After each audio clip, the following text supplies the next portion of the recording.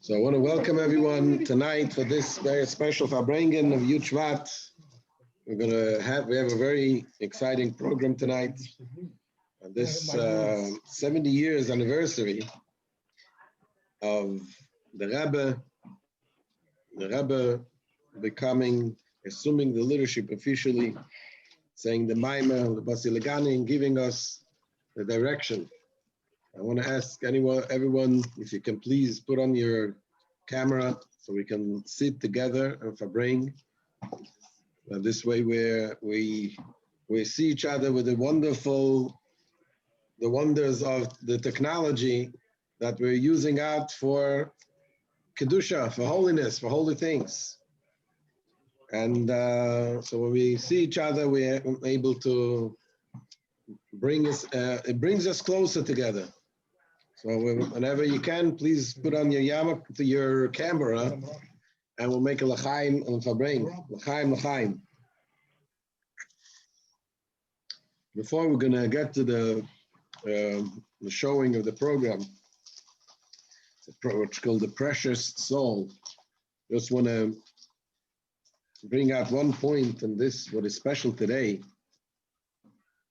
It is a day that the Rebbe assumed leadership of Chabad and the Klal Yisrael, Am Yisrael. And the Rebbe cares for each and every single Jew. The love that the Rebbe has to each individual is just indescribable. And even though we cannot see the Rebbe sees us. And I want to just share with you a little story of a friend of mine, a colleague of mine. He's a shliach in Argentina, Rabbi Zalman Farkash. A few years ago, he was coming to his brother's wedding. The wedding was in Seattle, Washington, and he decided, comes to the States, and of course he wants to stop by the Rebbe, by the Ohel. So he had a friend who was driving him to the airport in Argentina. And that friend of his was an individual that shouldn't happen. He was sick, and he couldn't have, the doctor says he could not have children. And they wanted to adopt a child. And he was talking about adoption. He was thinking that he wanted obviously to adopt a Jewish child. However, he was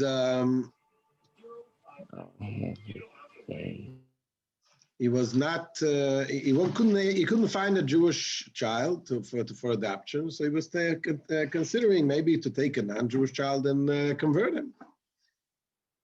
But he wasn't sure. He was talking to rabbis, Aher, Nahin. Yes. What? What? So listen to that. That's Akasha from mice. That's the story. So he told him to Rabbi Farkash, when you go to the Rebbe, ask a bracha from me. So he told him fine. He goes to the Rebbe. He comes to New York and to the oil, and he asked a bracha for this young man. And he spent in New York for a couple of days. And the next time he comes to the oil, he sits there and he davens. And next to him was sitting an elderly Jew, not older, maybe the middle age, a little older. And that person that was davening, putting on tefillin, and he was saying Kaddish. And he looks at him, and after he finishes davening, he takes out from his tefillin bag, he takes out a letter, and he tells to Rabbi Farkash, I want you to read it. I think you'll appreciate it. Rabbi Farkash doesn't know this guy. He never met him. The guy tells him he wants him to read it. It's fine. He was very polite, and he sat down and read what it says. He reads the letter, and he couldn't believe what he reads.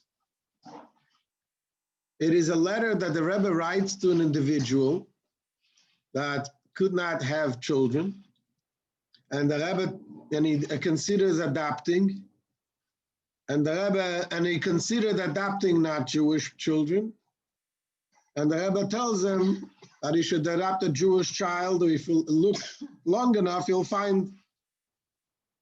Rabbi Farkash was very, very shocked and amazed at this hashgacha pratis and this divine providence. And he asked him if he can take a picture, make a photo of this letter. In the beginning, he says, no, it's private. So he explained to him what happened. He explained to him that this is exactly what he came to ask a bracha for his friend who's looking to adopt, and asking for this question. And he asked him, whose letter is this? What is this? So the guy says, I'll tell you. He says, my father was a Holocaust survivor and he couldn't have any children. And he wanted to adopt a child. And he went to the rabbi, he went to Rabbi Moshe Feinstein. He didn't know to ask to adopt a Jewish child, not Jewish child. And Rabbi Feinstein referred him to the Lubavitcher Rebbe. And this is the letter that my father got. And he tells him, I don't know why I had an urge after davening, I had an urge to show you this letter. I don't know why this happened. You see what's happening here? You have the Rebbe is here, and the Rebbe sees what we need. The Rebbe listens to our connecting to the Rebbe. You connect to the Rebbe gives you right back. This is an unbelievable thing what we see. And this is only one story of so many. We see those things that the Rebbe is with us and he guides us and he blesses us. And I'll show you a few more stories after we'll show this program. So without any further ado, we'll continue now, show the program of the precious soul. And if you just bear with me for a second, we'll do that. Clip. Motel, Shavuot Tov. Oh, Shalom. Good to work. Good to work. Good to work, Motel. Oh, Stewie, good to work. Say Shema, Stewie. After. 1 second. Hey, he's cutting in. He's on Shabbos. It's Shabbos by him. Okay. Stewie, you have to get off. It's still Shabbos by you. You can't come on this now. Yes. Oi.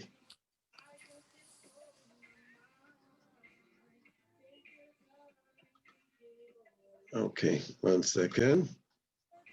We'll be right there.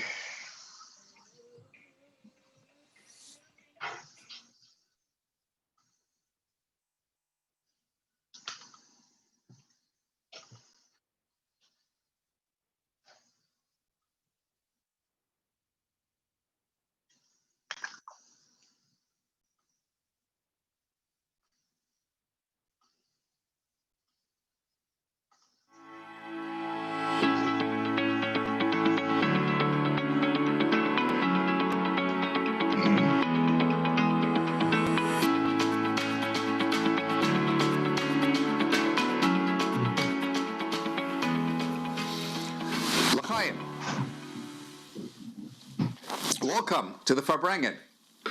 How wonderful to be together. What a blessing that despite the separation brought on by the pandemic, we can still be together in heart and mind and even see and hear one another.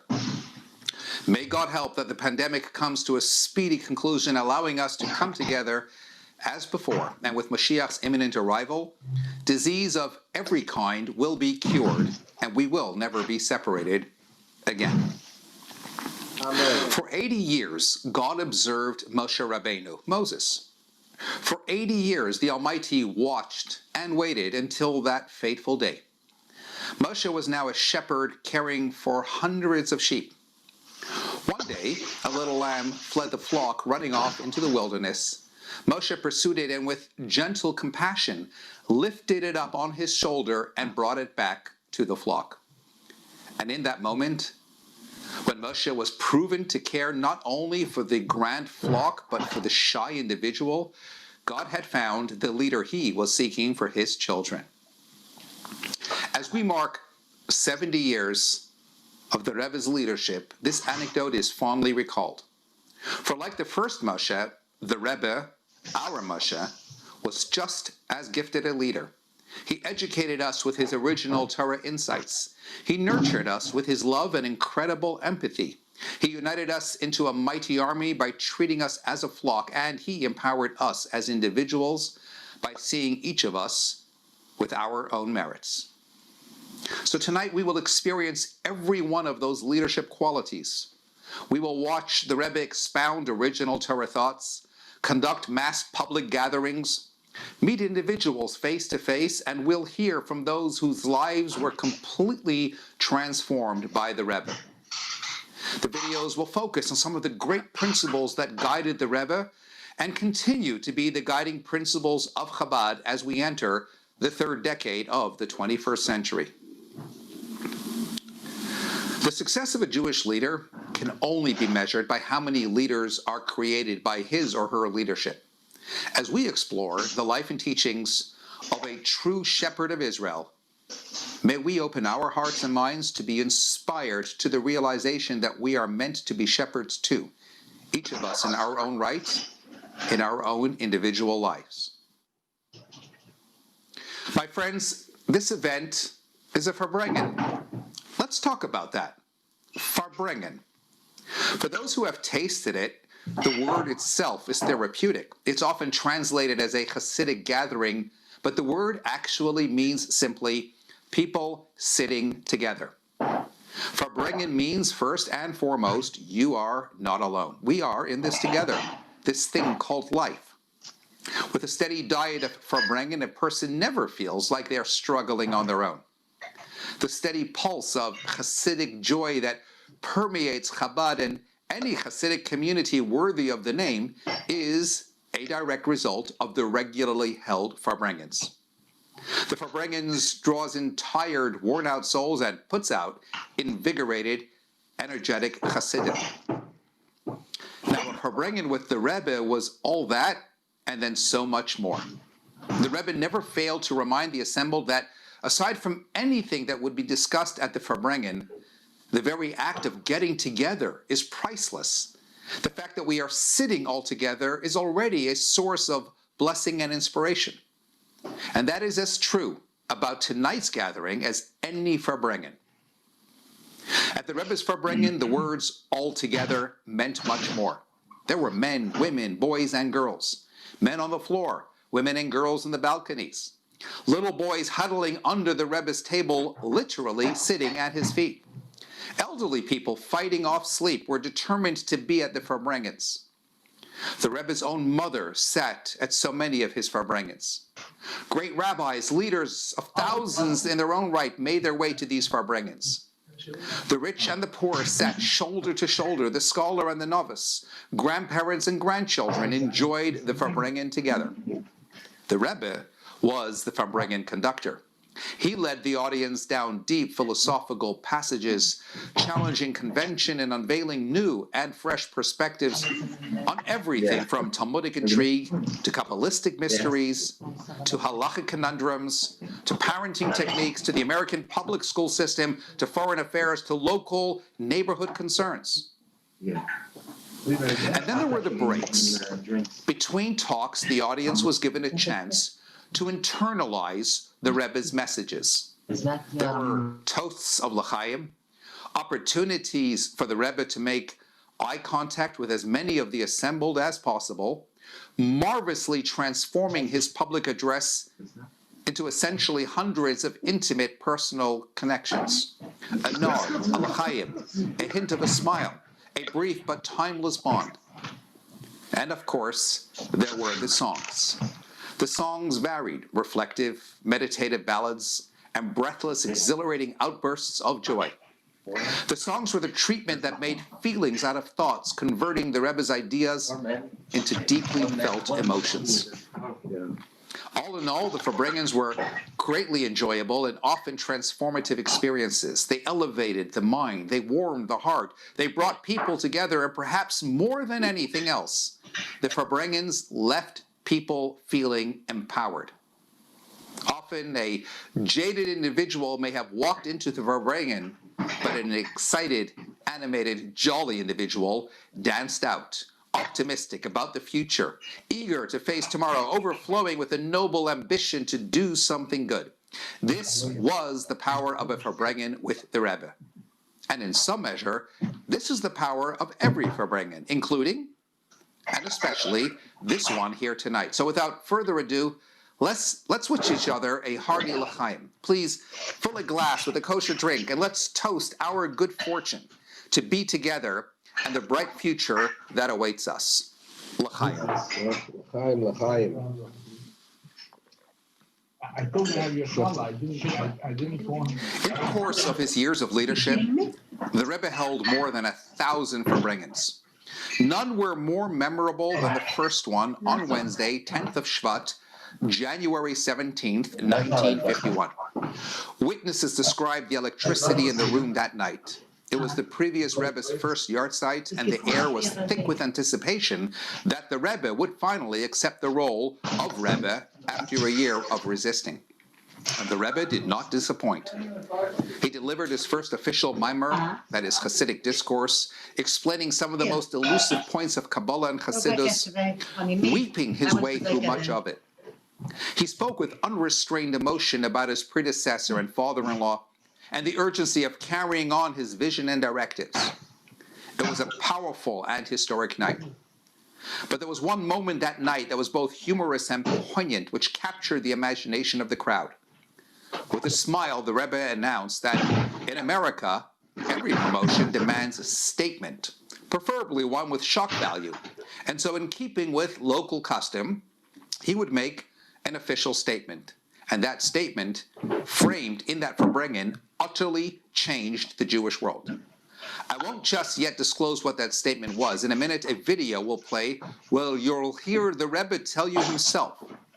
But suffice it to say that the Rebbe's statement revolutionized, yes, revolutionized, there is no other way to put it, the idea of Ahavat Yisrael, the expected mutual love between all Jewish people. Torah commands Jewish people to have special love for their fellow Jew, but what does that really mean? What is this love? How important is it to feel it?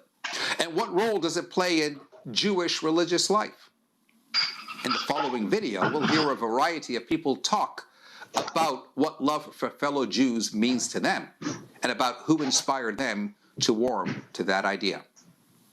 And then, we'll join the Rebbe at that historic 1951 Farbrengen, and hear this statement that indeed changed forever the way Jewish people feel about each other. Please listen with your neshama.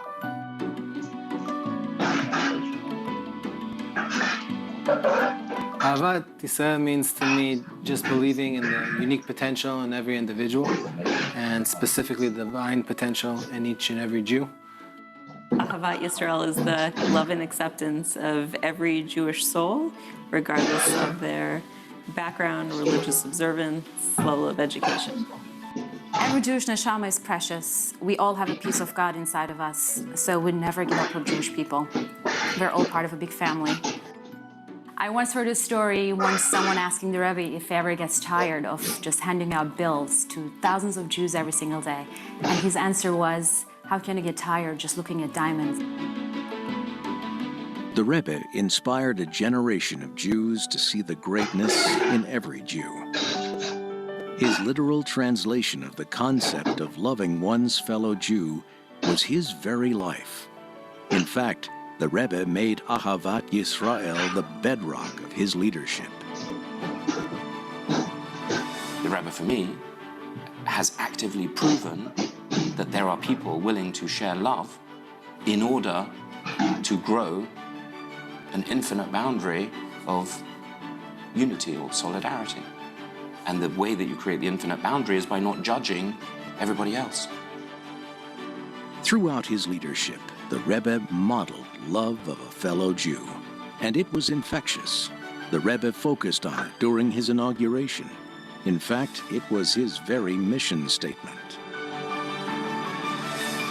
Is dort damals der Wort, was der Rebbe hat übergesagt in dem Namen von dem alten Rebben, als wahrhafte Lerejacho Komecho is a Kehle, als wahrhafte es Hawaii Lekecho, I bemele is bazei derselber Seder. A beschas me legt dem Dogisch auf wahrhafte Lerejacho Komecho, I das bazei nicht kinstiri so a wahrhafte es Hawaii Lekecho, noch verkehrt, dass noch a Kehle durch den Ruf hat mit einer tieferen Verbund mit wahrhafte es Hawaii Lekecho. I da in Amerika is a allemal a Seder, a deschte Sache will hören a Statement. Und das Statement, da darf sein etwas mit a Chidush dover, mit a Inge, was im Mavel es erreihen. I bemele das, ich weiß nicht, das darf Mavel sein es erreihen, aber immer will hören a Statement, hat der Rebbe gesagt, dass da 3 Sachen. Als da Avas ist Hashem, und da Avas Ater, und da Avas Israel. Und hat die alle 3 Sachen sein in Kule Chad. Das ist, man kann nicht voneinander teilen. Zwischen einer mit der Zweite.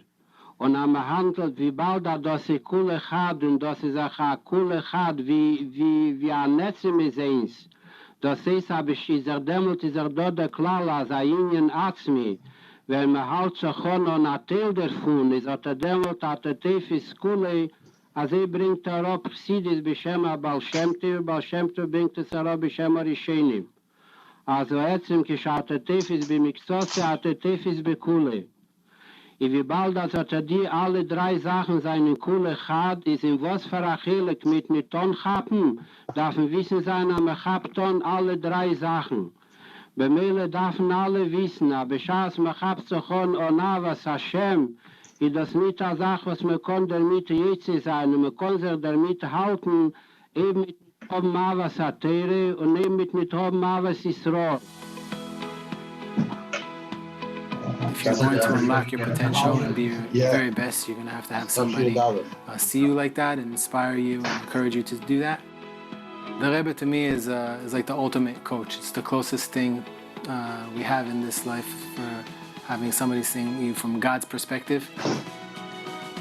From that small room in Brooklyn, the Rebbe's vision was manifest over the years that followed, in the millions of people that he taught and touched. It is, perhaps, the greatest mark he left on each and every one of us.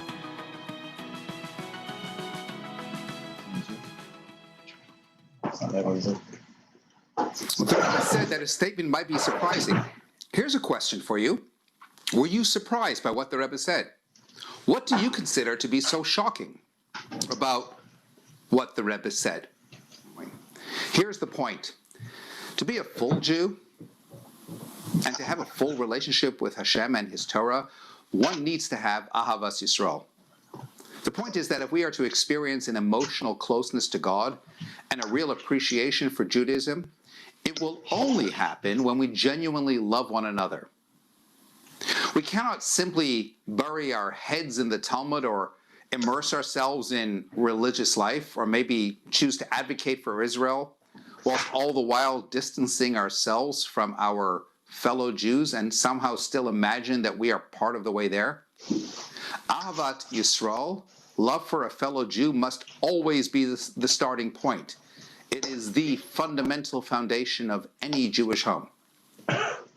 You see, our love and our respect for God and His Torah should therefore compel us to embrace our fellow Jew, even if only as a means of growing closer to God and gaining a better understanding of His Torah.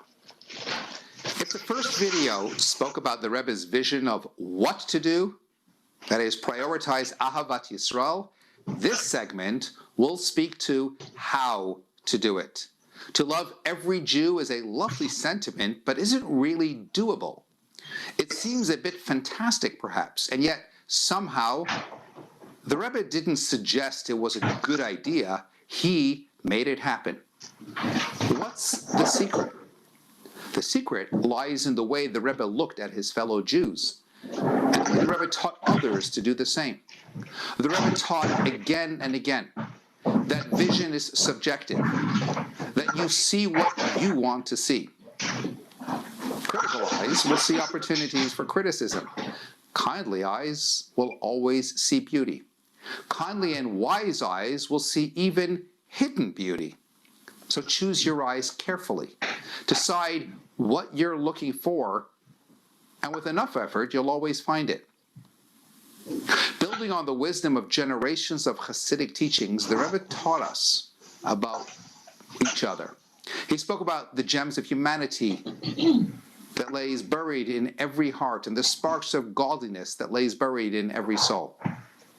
And while he intrigued us with this talk of the preciousness of every individual, it was the way that the Rebbe lived every word he spoke that captured our hearts.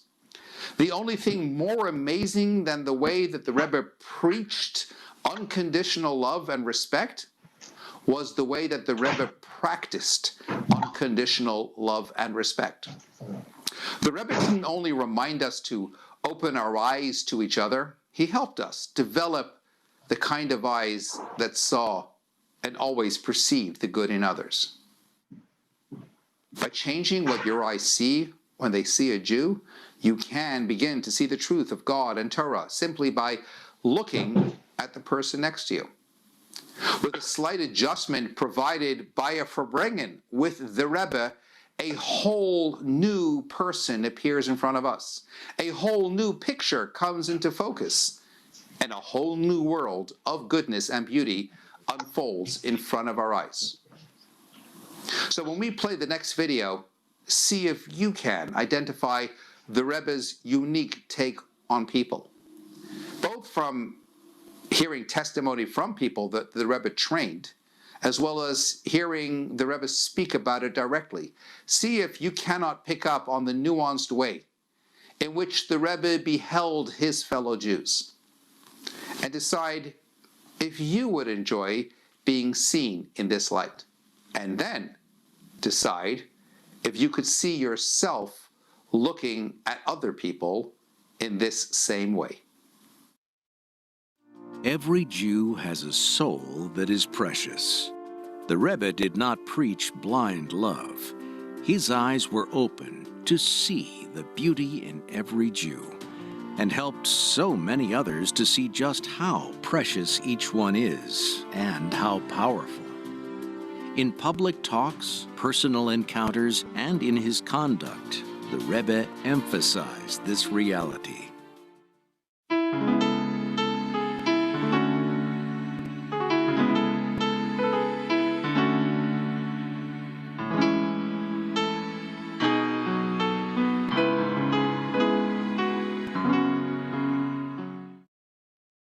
Mr. Louis Goldstein is a businessman from Sydney, Australia.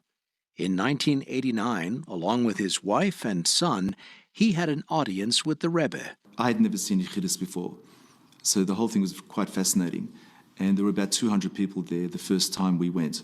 And the Rebbe spoke to us first, he gave a sikha, and after that, then it started, you went one by one. There was no order, you could go at any time, line up and just wait your turn and speak to the Rebbe. But we were quite fascinated by the whole thing, so we watched everyone else's Yechidus, and the Australians went last.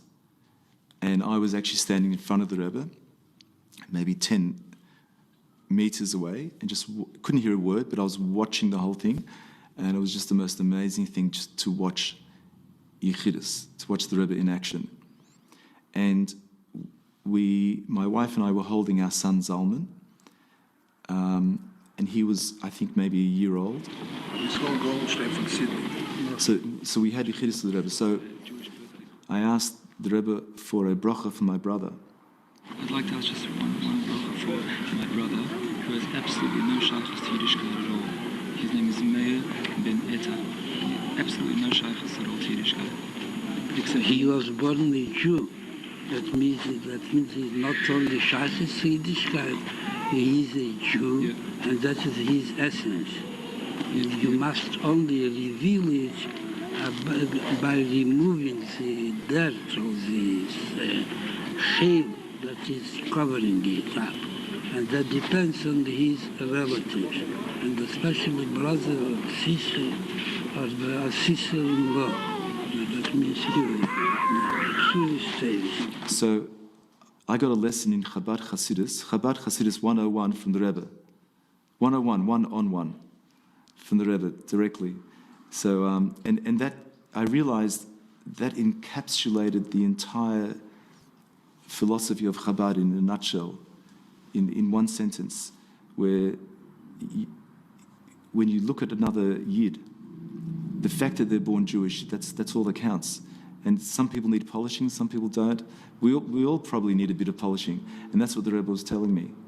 And it was a very powerful point. Verjeden sich Jedu, wo der Baal wurde gesagt, dem Wort von dem Baal Shemte. Kisiya Atem Eretz Chefetz, a Jiden und jeder Ried befragt, wird geglichen zu Eretz Chefetz zu Oren. Was Eretz wird angerufen Eretz Chefetz. Was wird angerufen Eretz Chefetz? Der Fall, was innewenig liegen, a Wohn im Tevis und Margolies, sie liegt ab Mai im Chai. Sie liegen kamo Eitzet, was sie seine Gonus bemavi ho Adomo. Der Unterschied in nur, sie da bei ihnen, was sie gefühlen sich Korev, zu dem Eberflach, bemele darf ein bisschen agrobton. Gefühlt mir gleich dem Even Tevo, gefühlt gleich dem Mayim Chayim. Sie da sehen, was mir darf groben tiefer und noch tiefer, die Arobzunehmen mit alle Unionen, Hamalimim und Mastirim. Mr. George Rohr is a businessman and philanthropist based in New York City. In 1991, he helped found a beginner's prayer service for the high holidays at his synagogue, KAJ, in Manhattan.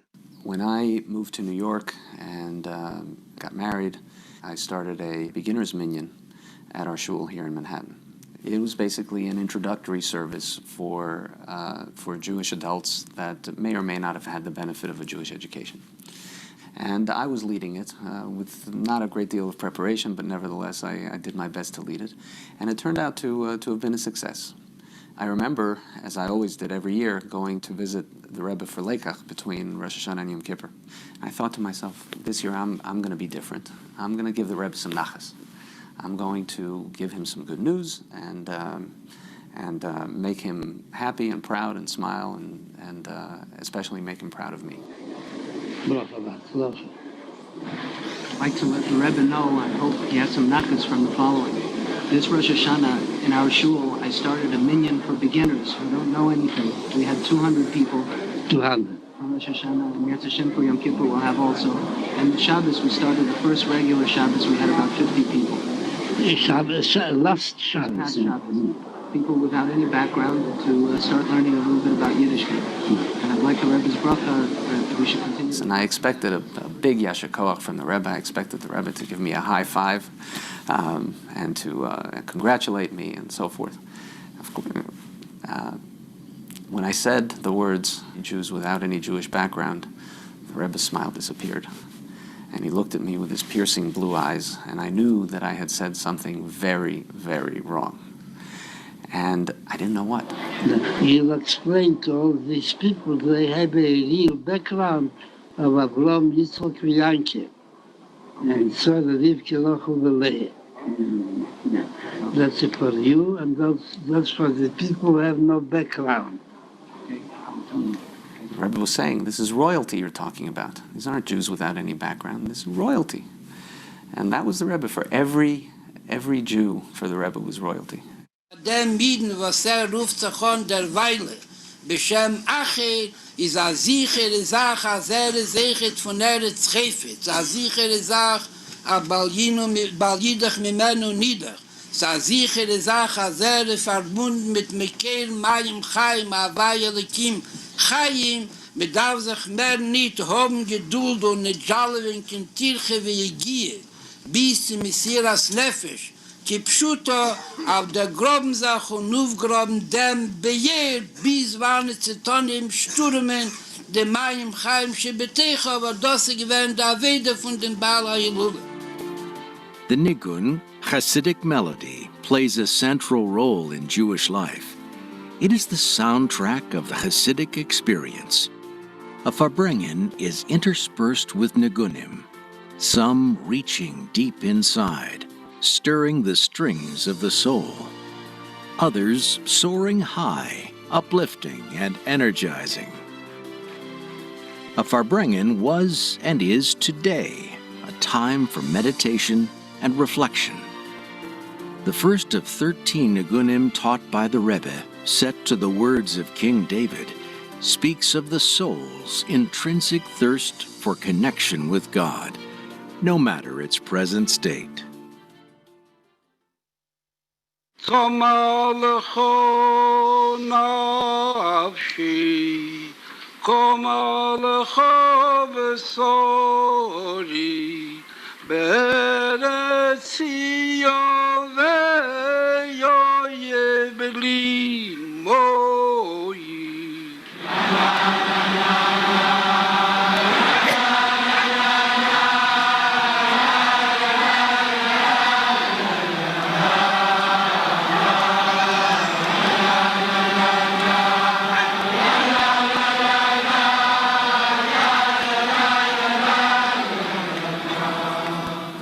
Came back kodesh chazi sichali rois uschoch voidecho.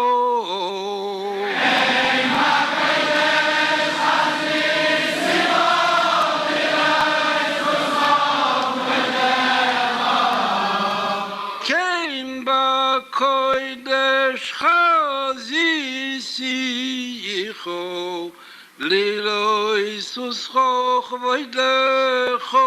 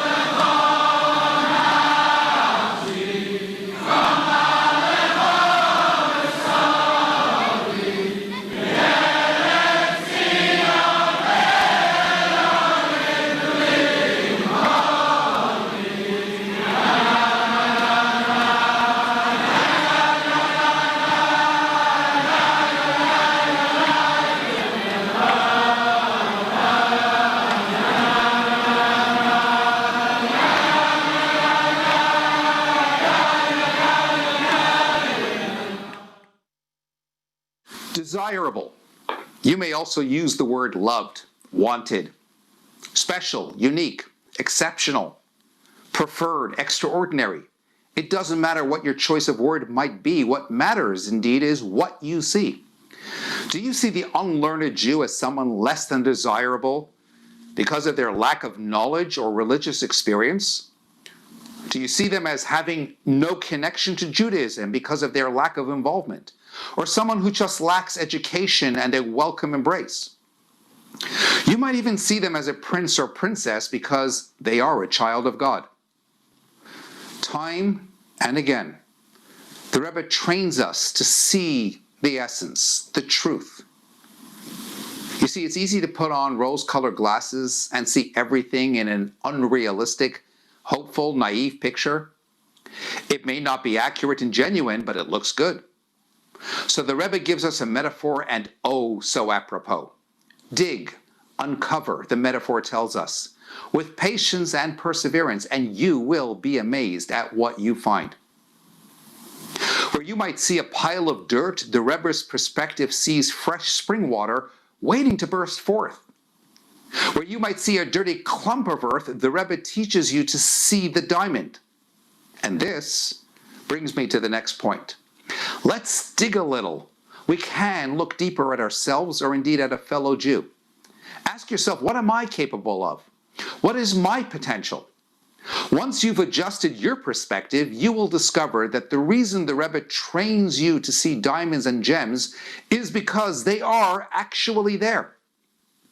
Your true value far surpasses your own imagination, and the same thing of the Yiddilah sitting next to you. When looking at the surface of the individual, the exterior, you may see one thing, but beneath that surface belies a potential, a talent, an ability that they may be unaware of, because no one has ever seen that with the Rebbe's eyes. No one has ever dug beneath the surface. No one had believed in them sufficiently, and thus no one empowered them appropriately. In the next video, we bring you a few individuals' encounters with the Rebbe where they are shocked to discover their own hidden value, their own real potential. They have a value that they weren't even aware of. Can you look at others or at yourself and see what cannot initially be seen? By seeing the essence of the Jewish soul, the Rebbe showed what we are capable of. He encouraged people to see themselves and others from God's perspective, how even the most minute action is significant and impactful.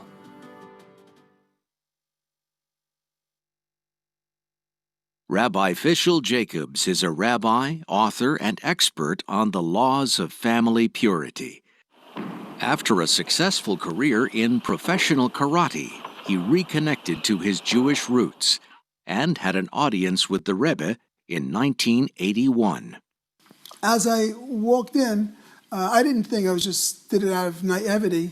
I took a tape recorder and I put it in my mother's pocketbook. I didn't ask, I just assumed it was okay because I knew it was an important thing. So I actually tape recorded the entire thing. God Almighty bless every one of you and all the members of the family, and all things necessary, spiritually and materially, and especially to have much nachas, much pleasure from every one of the children in all aspects. At this point, the Rebbe introduced another subject which I really had no idea that was going to come up, and was out of the blue. We have received smicha. Now studying for smicha, not planning to study for smicha. That was extremely difficult because my academic side hadn't expanded very much. I'm in Shir Aleph, which means I'm still in the first class. He said, I'd like to give you, it's a custom amongst Jews to give money for charity. Before, on your way back, you give this in Eretz Yisrael to charity, your parents give this $1. And then he sent, then that was the end of the Yichus. We got up and that was the end of it. This is where the hard part comes in. The smicha was really difficult. It was really a nightmare. That took about 2 years. At that point, my confidence had gotten up a little bit, and I said, well, wait a minute, it's possible. You can do it. I wrote into the Rebbe, and by now I'm 27 years old. And I said to the Rebbe, well, the Rebbe told me to do smicha. Would the Rebbe give me his blessings to do the head smicha of the head rabbinate of Israel? And the Rebbe wrote back that same day. I got an answer from Rebbe Gon. The Rebbe says, yes, do that. And from that smicha, thank God, I was able to publish. My first book was Chachmat Tahara, while I was in Kollel. It's a commentary on Shulchan Aruch. I published my most famous book, which is Family Purity. I had 7 printings of that book till now. We had a Chabad house at Tel Aviv University. And so I was a rabbi in the Israeli prison service. I wrote a book about that. But who thought? People were dismissing me as an ex-athlete. No one saw that in me. No one saw that I could learn smicha. But he gave me that belief, and he gave me that power. Gesagt beloschen a Gemara, als ein Mensch kann aufton in der ganzen Welt, Chayiv Odom Leimer Bishvili Nivre Hoilom, bis wannet, wie die Gemara sagt in Sanhedrin, wie der Monsche mehrere Mal, Aloma Nivre Hoilom Yechidi, aber schade der Mensch hat beschaffen, schade der Ewigste hat beschaffen die Menschen, hat ihn beschaffen, nicht wie andere Minen.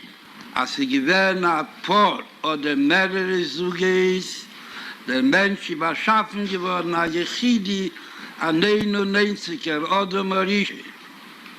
Und wir verantworten uns, dass der Rebischter hat dämmelt, gleich in dem Onnips von Baschav gemacht einen Unterschied. Dem soll wissen sein, jeder Mensch bechol Mokim und bechol Zman, a jeder Mensch ist ein Elam Mole.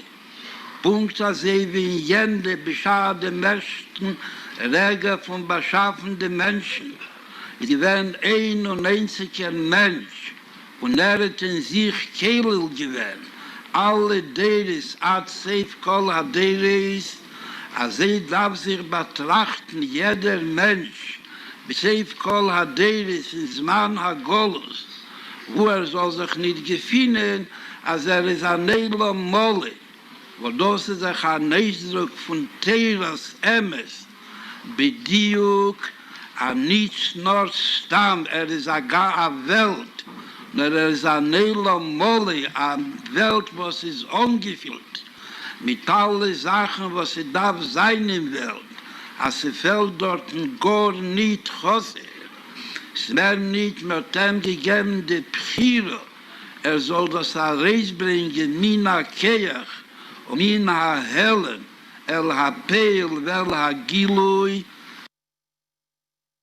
the early 1970s, Diane Abrams practiced law in New York and taught the nation's first Women and the Law course at NYU.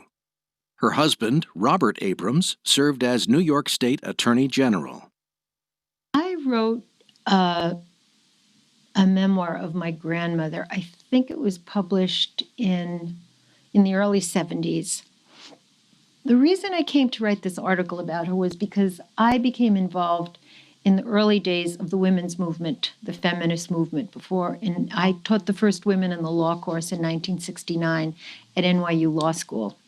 At the time, there seemed to be a criticism of certain aspects of the Jewish religion in terms of its approach to women. And I remembered my grandmother very clearly, we're very close, as very traditional Jewish woman in terms of her religious observance, but yet she was so highly respected, and she had such a respected place in the family and the community. So I didn't feel that it was a conflict for women to take their particular mitzvot seriously and have their particular role within Judaism and yet have an equal role in the society. So I was trying to explain what some saw as a contradiction. You know, in our meetings, the Rebbe, I see what sometimes call, he say, well, how is your writing coming along? You're writing more, because he loved the article. He said, this has to be a book. And that day, that was actually a few days after the Crown Heights riots, and my husband and I came to meet with some of the leaders of the community to see what could be done. And I thought I was just going along for him to talk to my husband. And I was very shocked when he said to me, how is that book? How is the writing? How is it coming along? Double portion of benediction. Thank you. Thank you. Double portion for you also. We met. Promised me plenty of time that God to write a book of memoirs about you, the grandmother. Yes. What happened to the book? Well, I'm doing some things in that direction, which I'll inform you as it goes along. It takes you too long here. You're right. You have much more other things to do after you finish that. Okay. May God Almighty bless you and good news. You know, I think I must have turned beet red. I don't know if that showed up. It probably didn't show up in the video, but how I felt. So actually, from that day forward, I mean, the man had a very strong influence on people. I sat down for the next year. I did nothing but, try and write about my grandmother. I did a lot of research, and it did lead me into many other fascinating, productive avenues. Die Licht von Kirchovim, von Stern, was Israel sich nimmt schon bei den Kirchovim. Und was die Kirchovim gefunden sich, in einer Merchag Otzu, in einer gar weite Strecke von dem Ort, wo sie gefunden sich der Mensch, was die Sterne. Von deswegen seht die Lichtigkeit von den Sternen, bis auf sehr viel, als kann bemerken, a Shinui, a Änderung, sie das a Stern, was finkelt und leicht wird lichtiger oder weniger und andere Änderungen, oder sie sichert, bei jeder Menschen in seiner Arbeit, wenn tut in dem, mit seinem, wie ein Mensch darf tun, es nutzen die Kadruf der Kirche ist, wo der Ewigste hat ihm gegeben, wird ein Licht, was beleicht nicht nur ihm allein und sein Mischpoche und sein Stott, nur die ganze Welt herum, bis in die Himmel Echheit, was man kann sich trachten, als ein Mensch sich sehr begrenzt. Ich weiß, es ist sehr wichtig, sie wird tun ja seine Tag, sie wird viel sein tagtäglichen Leben und tun die bestimmte Meise, was kann tun in einer bestimmten Regel, in einer Samennefen oder in einer zweiten Nefen, wissen wir von der Dogma, aber man soll hier was nicht katmus, aber man soll nicht trachten, das ist eine Kleinigkeit. Und sie kann auf Gemüse nicht, wie wird tun. Der Vater darf sich nicht anstrengen, lernen wir davon. Aber das wird ein Licht, jeder einzelne Meise, auf viele Dibur und auf viele Machschowe, was safe, wiegt sie echt, auf den Dibur und Meise von den Menschen, ist von der höchsten Wichtigkeit für ihn und für die ganze Welt, als ein und einziger Mensch durch ein und einzige Tat, meiste seine, oder Dibur oder Machschowo, kann wirken auf die ganze Welt, wie der Rambam bringt das Aris Klorer, heit in Absag din Halacha. Perhaps the most famous of the Rebbe's Nigunim has been adopted in many Jewish circles during the special prayers on the major festivals. The words capture one of the most essential Hasidic teachings, the profound love God has for His people.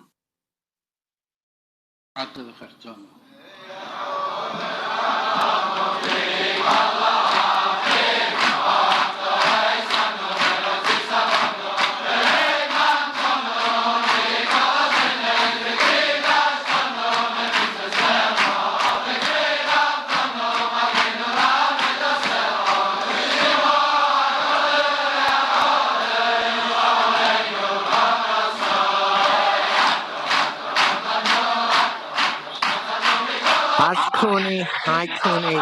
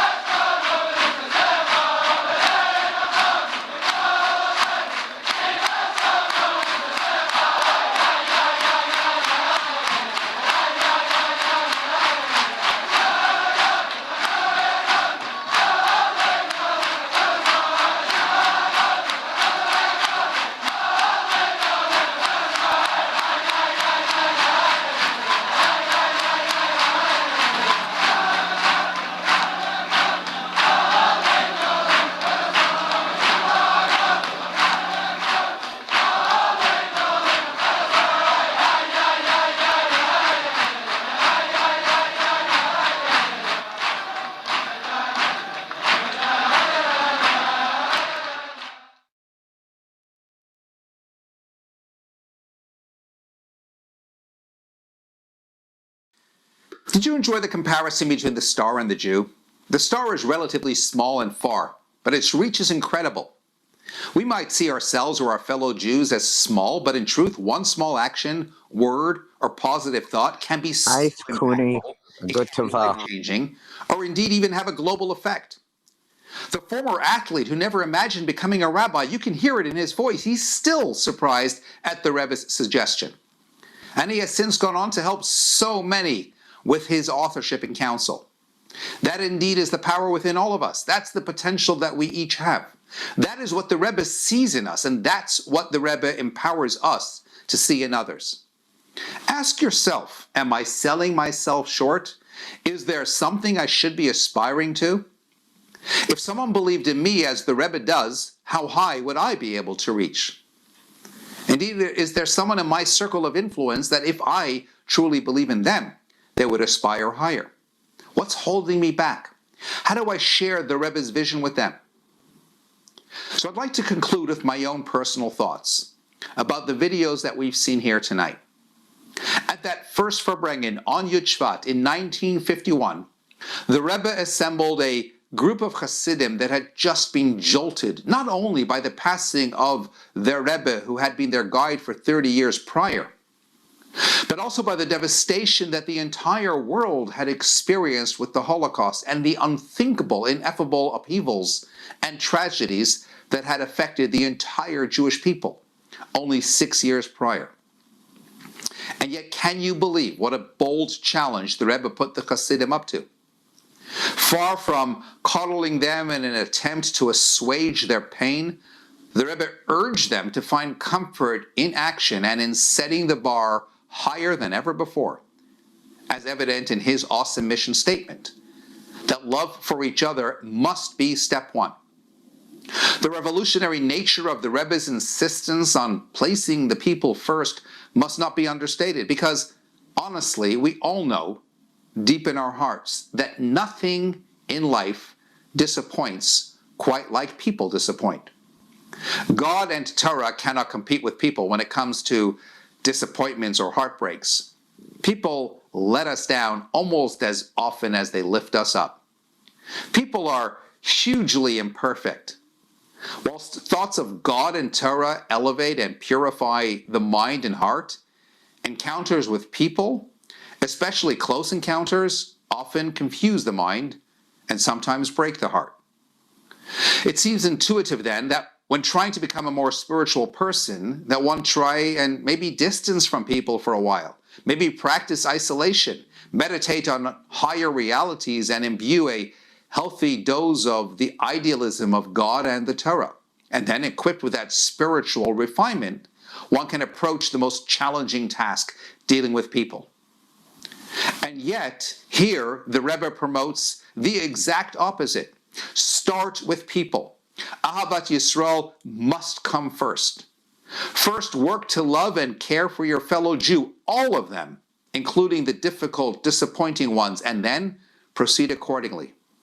It's truly an astonishing path and certainly not a common one, but the Rebbe advised us of it, told us how we can do it, empowered us to get it done, and impressed upon us the sense of urgency that it must get done.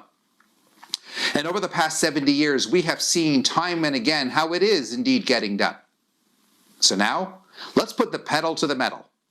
My friends, leave tonight empowered to feel like the leader that the Rebbe saw in each of us. We're all shepherds. We're all equipped with the power to make a great impact in the world, seeing the good in others and bringing light and warmth to others, creating yet even more leaders in the process. The late great Lord Rabbi Jonathan Sacks was one of the highest profile examples of a man that was profoundly impacted by the Rebbe's Farbrengens. So much so that he actually translated many of them into English and published them in a book called Torah Studies. Rabbi Lord Sacks had a knack for explaining the Rebbe's outlook in simple English. For example, he once proclaimed, the Rebbe said to himself, if the Nazis searched out every Jew in hate, we will search out every Jew in love. How true and how appropriate for tonight. And even more perfect is this classic from Rabbi Sacks, the ultimate takeaway for our Farbrengen. Good leaders create followers. Great leaders create leaders. And that was the Rebbe's greatness. Not only did he lead, he was a source of leadership in others. On almost every single occasion, the Rebbe concluded his Farbrengens with a call to action. Because words are nice, but actions are the most important thing. So I hope we will all leave tonight empowered to feel like the Jewish leader the Rebbe believed we each could be. To realize that each one of us has the power to make a great impact in the world, bringing light and warmth to so many others, and to help others feel that they are leaders too. And as we do, there is no question that the cumulative effect of our global efforts of goodness and kindness will certainly bring to reality the Rebbe's ultimate vision for the world, a vision that was really shared by all of our prophets, and that is a world perfected and redeemed with the coming of Mashiach speedily. Amen and l'chaim.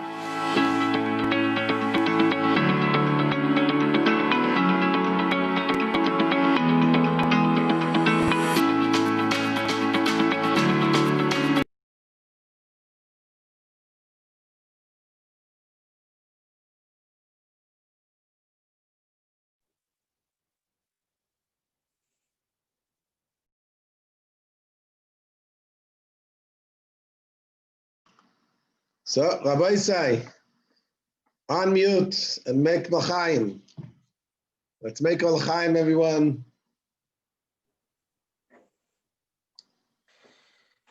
All right. Bresla family, we want to see your beautiful faces. And Ari Shtak, show yourself and make l'chaim. Alon is here. Alon, you have to unmute yourself. I'm here. Ah, there you go. L'chaim. L'chaim.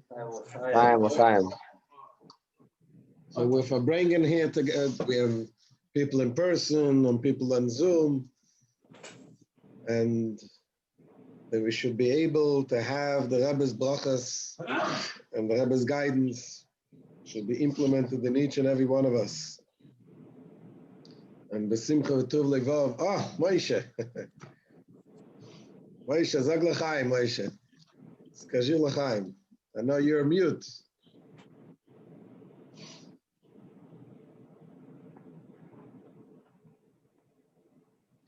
Rabbi Cohen, can I say Shemai? Say Shema.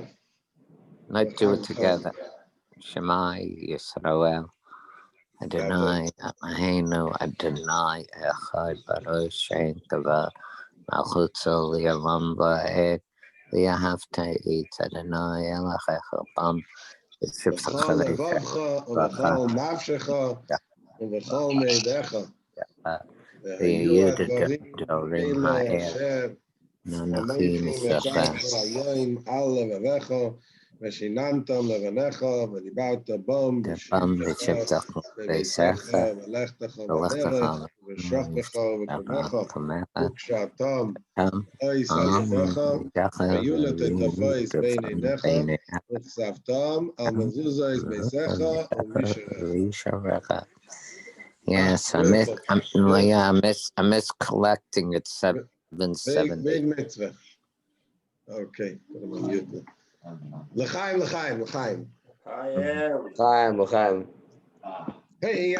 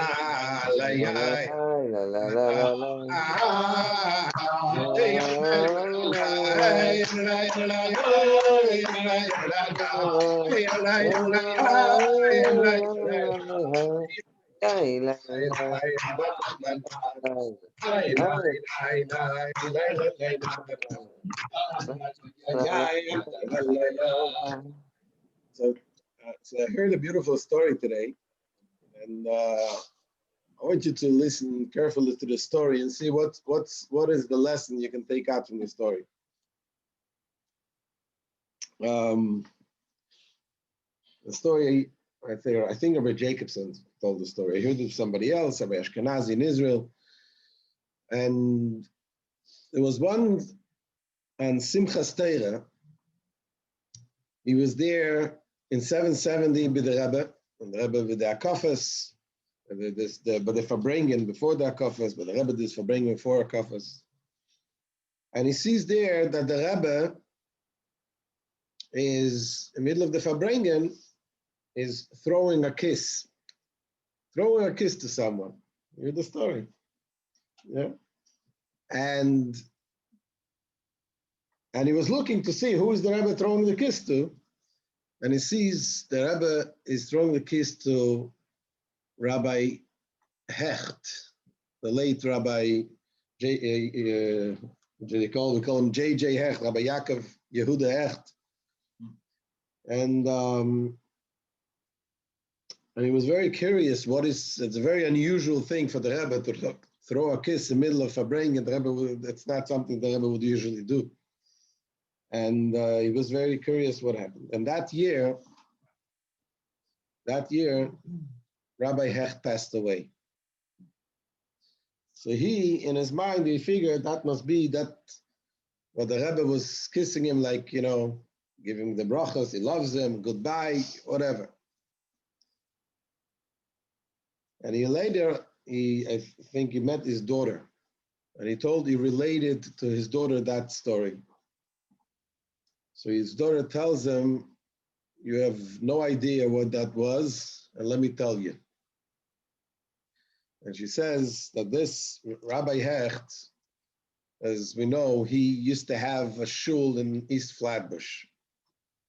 And by Simchas Torah, he would walk to, after they had the akafas in his shul, he would walk to 770 and join the Rebbe's Farbrengen and the Rebbe's akafas.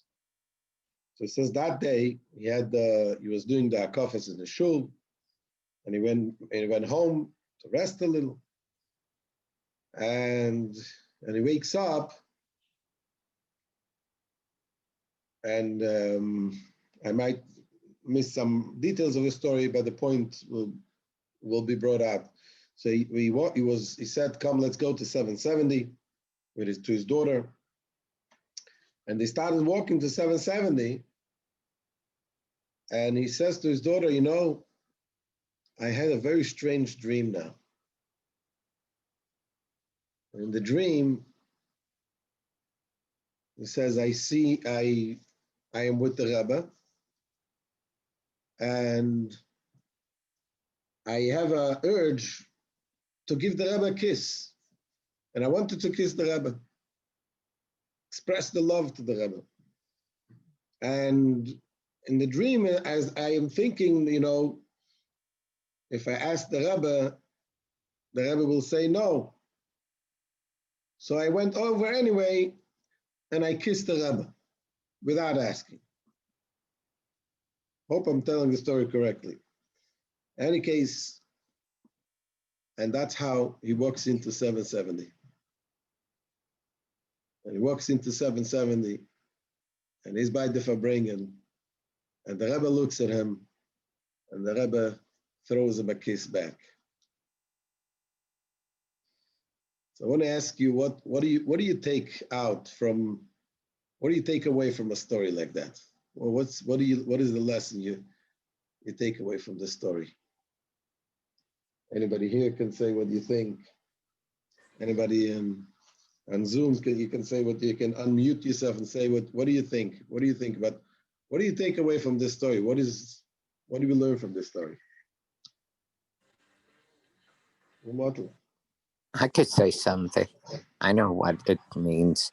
It means to be better and to keep alive. Thank you, Stuart. Beautiful, beautiful. Anybody else?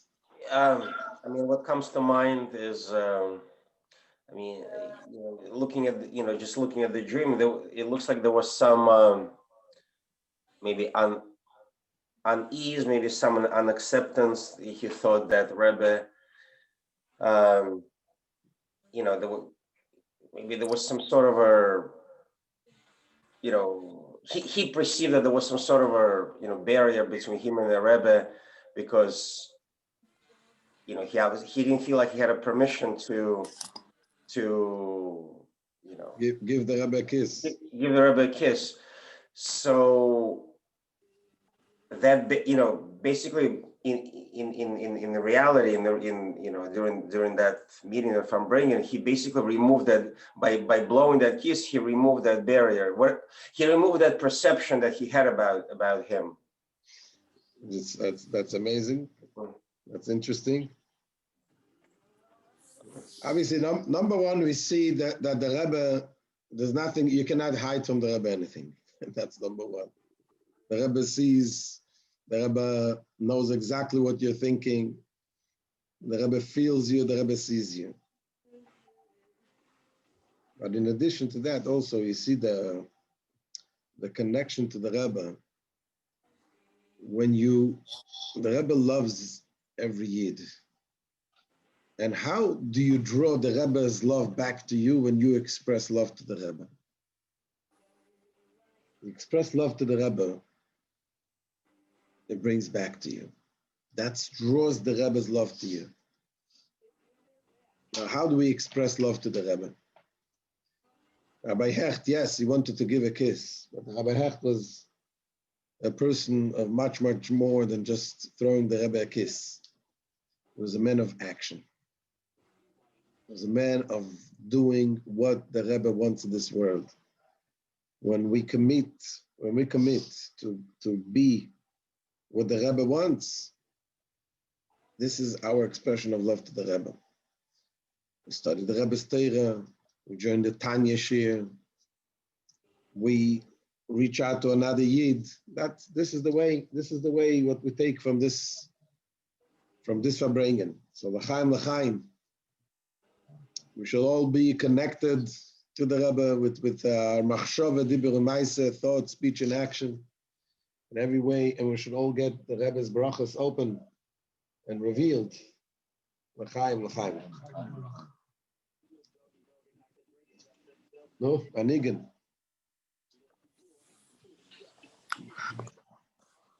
Moishele, what nigan do you like?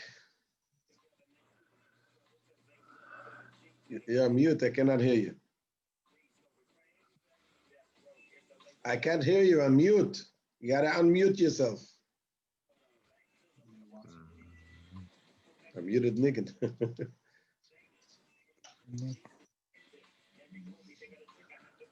We want Mashiach now, we don't want to wait. We want Mashiach now, we want Mashiach. We want Mashiach now, we don't want to wait. We want tzedakah now, we want tzedakah. We want Mashiach now, we don't want to wait. I'm nothing, Mashiach will be this year. I'm nothing, Mashiach will be this year. We want Mashiach now, we want Mashiach now, we want Mashiach now, we don't want to wait. Mashiach now, we want Mashiach now, we want Mashiach now, we don't want to wait. Hey, I'm Messiah, I'm nothing, Mashiach will be here this year. Mashiach will be here this year. We want Mashiach now. We want Mashiach now. We want Mashiach. Hey, we don't want to wait. We want Mashiach now. We want Mashiach now. We want Mashiach now. Chaim l'chaim. Kann ich sagen, abwarten?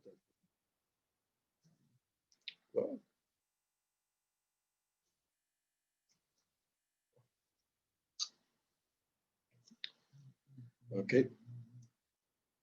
The bottom line is to take achlatas tevis, to go with action, with achlata.